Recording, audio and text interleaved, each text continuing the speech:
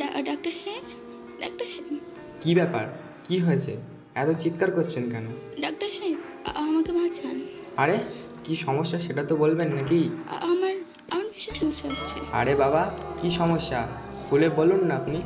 বুকে সমস্যা হচ্ছে, ভীষণ ব্যথা। থাক, বুঝতে পেরেছি, শুয়ে পড়ুন। মানে না শুনে পরীক্ষা করব কি করে? কোথায় ডাক্তার সাহেব? ওই তো আপনার পিছনে বেড আছে। এই শুয়ে পড়লাম। আসুন দেখুন তো আমাকে। কি কি কি দেখব? কি দেখবেন? আপনি জানেন, আমি কি করে জানবো? হ্যাঁ, তাই তো, আপনাকে পরীক্ষা করতেই হবেই তো। আর কতক্ষণ শুইয়ে রাখবেন? আসুন, কাছে আসুন। আপনি এমনভাবে ডাকছেন কেন? আরে হাদা, তাড়াতাড়ি আসতে বলেছি তো। না মানে, আমি ভাবলাম ডাক্তার হয়ে ভাবাভাবির দরকার নেই। এই যে স্টেথোস্কোপ নিলাম, শ্বাস নিন জোরে জোরে। আর পারি না। ব্যথা লাগছে কি পিঠে?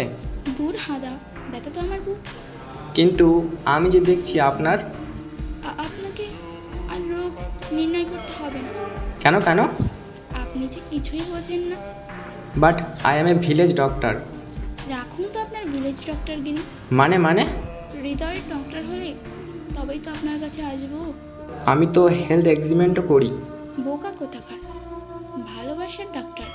চলি। ভাই, সেটা তো আমিও হয়েই গেছি।